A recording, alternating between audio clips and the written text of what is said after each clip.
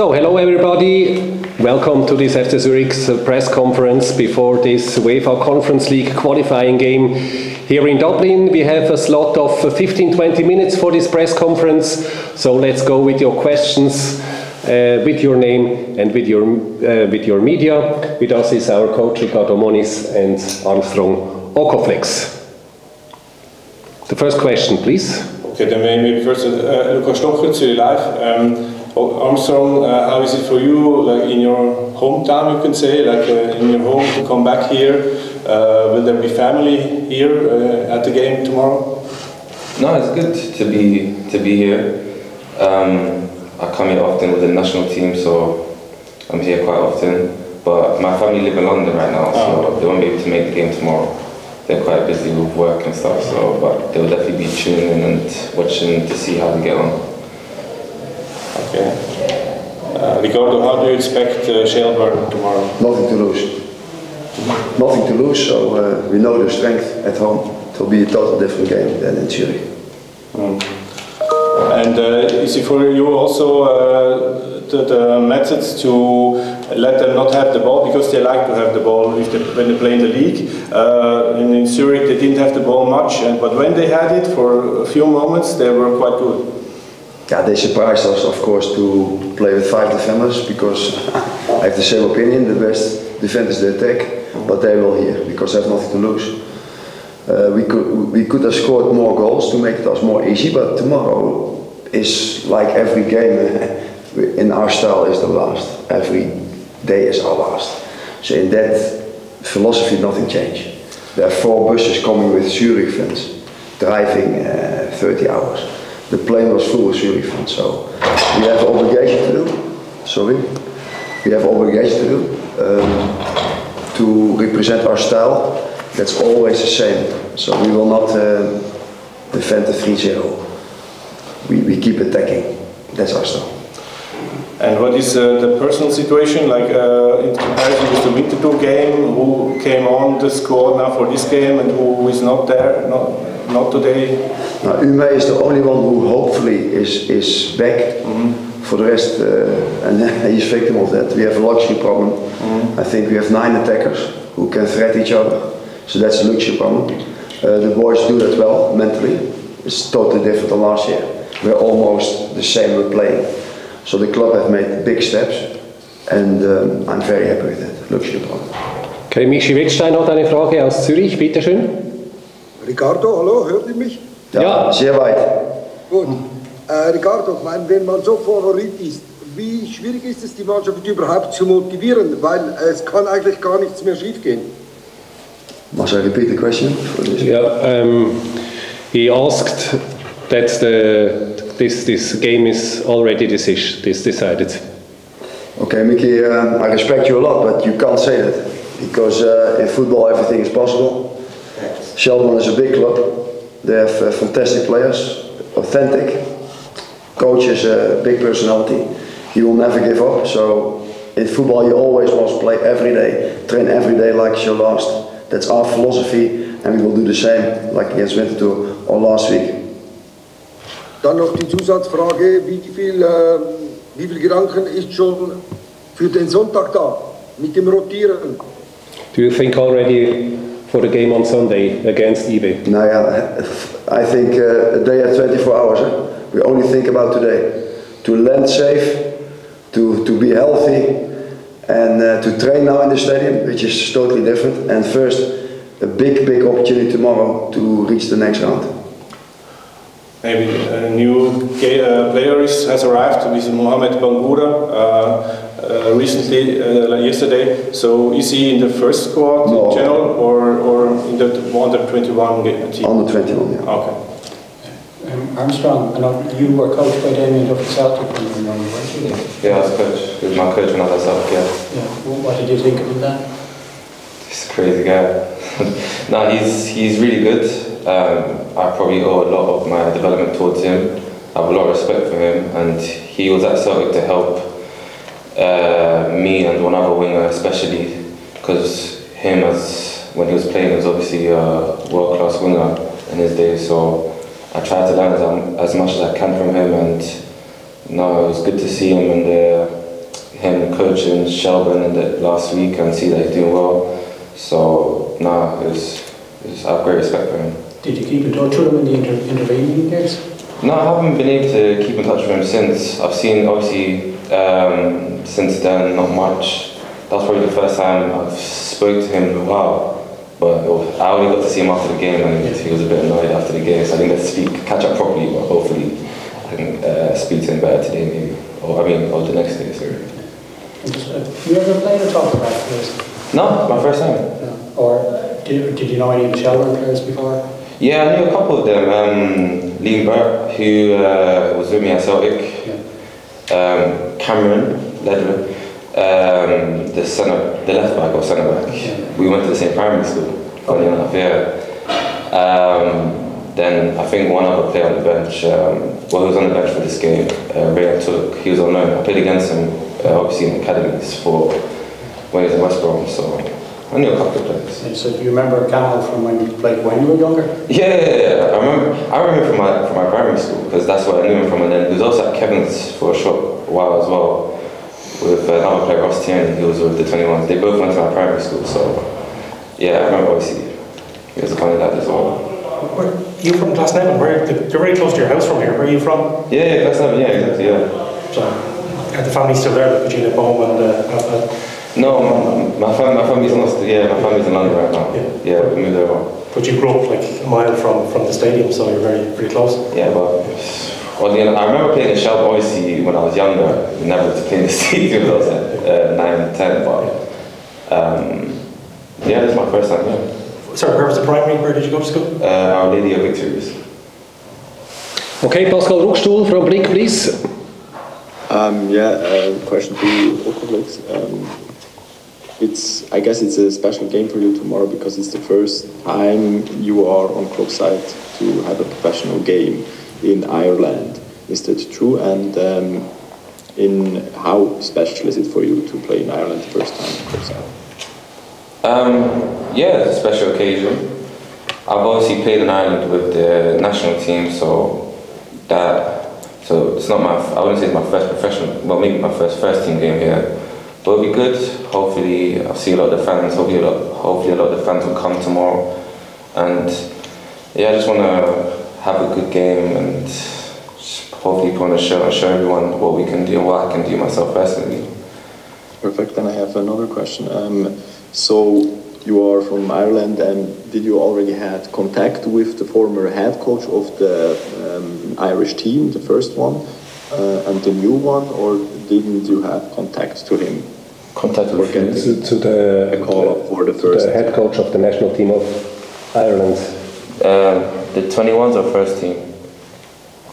Is asking about the first team? Yes, the national team. No, I haven't been able to. I haven't had any contact with the Irish senior manager. Well, not yet, at least. So. And what would it mean to you if you get a call up or a phone call from him just to spoke with him? I think playing international football for your country is probably one of the biggest achievements a footballer can make. It's a privilege, and it will definitely mean a lot. It shows that all the hard work you're putting in is it's working, and you can go and show your qualities for your country and hopefully help them win games and do your best. I have another question. I saw you play with Jude Bellingham and Jamal Musiala in England. Is that true? Yeah, when I was young, I was also involved with some of the England underage teams, and I played with various of players who've now played either in Premier League or other top leagues, and those two names are part of it as well. Nice. Do you have contact to them still? Jude, not as much. He's a bit big now, but Jamal Musiala, I've seen him recently. He's cool, and a couple other players on that list I definitely still know and speak with. But yeah. Okay, good luck. Any other questions? Yes, please. Armstrong, just I know you've been around. You were in England. You went up to Scotland. You came back to England. You've gone to Switzerland. Yeah. Do you feel settled now in terms of your own career? Did you need to find a few different places to? I feel like football is a game that can take you everywhere, and because I moved from Ireland to London at a young age, I think I was able to adapt to different places and look forward to new challenges, you know. And listen, I just want to go somewhere that can, you know, help me either make a name for myself or play my best football, and I believe I can do here with Zurich, and it's just time for me to show it, you know.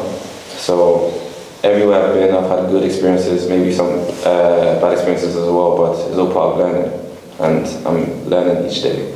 And you'll see players, it's quite unusual for Irish players to go on the continent, but you saw Jacob Ryan get into the Ireland team by playing in Lyon and that. Is that something you feel is capable? New managers come in, I know you mentioned there that if you're playing regularly in Switzerland, you can, I know you're under 21s, but you can progress to the senior team. Yeah, of course. I think we have more players going abroad. Troy Parrott's now in Holland, doing well. And Jacob Ryan obviously I think he went on in Belgium first, then went to the French league. So I feel like there's good opportunity abroad, and I'm ready to fight in Europe, and we get competitions like Europa Conference League, which maybe I wouldn't have got if I stayed in the UK, if I was going to either League One or Championship team. So I feel like it brings different experiences, and these are the type of matches that we want to play in. So yeah. And Ricardo, I just ask about Armstrong. He's a young player. How much more has he got in terms of improvement to reach his potential? And here, that's all. What's the difference with Bellingham and Foden and our players? You know what I mean? Nothing is impossible. It's in their heart and their plan what they want to achieve. The difference is a mental base, I think. Self-confidence, be physical strong. You know, do what you're good in. Now he's an unbelievable dribbler. He needs to score goals. Last year they played reactive, now we play proactive on the opponent's health. So it will be a key year for him and for a lot of our talents. If we can sustain in Europe, do I have theoretic potential or do I become a top player? And that are, I think, 8, 9 players in our team. So it's unbelievably important for him that he become that top player. And just finally, that he's saying he has all the raw material. Of course, that's why it's a compliment, but we know 90% didn't make it. Yes. And the 10% are mentally strong, are physically strong, who get the style, attack. And that's why he can achieve what he wants. That's my opinion. Thank you. Again, Pascal Ruchschul, please. Eine Frage an Ricardo Moniz. Ricardo, inwiefern macht man sich als Trainer Überlegungen? Jetzt gerade Armstrong Oko-Flex ist von Irland. Ist er da wahrscheinlich besonders motiviert und spielt das in deinen Überlegungen eine Rolle, um ihn eventuell aufzuspielen oder mehr Spielzeit zu geben, weil er jetzt von Irland ist und vielleicht speziell motiviert ist, wenn er in seinem Heimatland spielt? No, I don't make a difference that he's from Ireland. I think Oko is every day, since I know him the first time, we looked for a house together when we arrived in October. Yeah. So the guy is unbelievably ambitious. He has only one focus. He lives for football. But tomorrow, it's business. I will play with the best possible 11 for this game. Now Oko can be one of them, if we play with wingers, for example. And that I must find out. I have 24 hours to find out if we play with wingers or we play with 2 strikers. So it's independent of his background, to be honest. So. Okay, perfect. Thank you. Any other questions, please? Just for the coach again, just to follow on from that, for the coach, do you think Armstrong is good enough to play for our senior team? When he wants to. We know all the players who are, the working talents, the Edgar Davids in Holland, Ruud van Nistelrooy, the working talents. They made a plan and they had the luck to be productive, and he needs to come in the flow. At the moment he has 8 concurrents, but if he starts to score and assist, because that's simple the job description of a striker, then the international market is open, because when you see the 2 wingers of Spain, Jamal and Nico Williams, they are not exceptional because there are not a lot of them.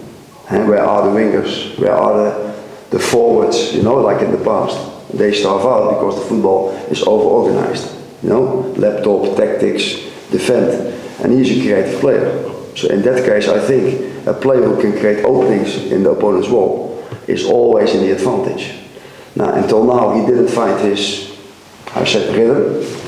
And this year will be a key year for him. So.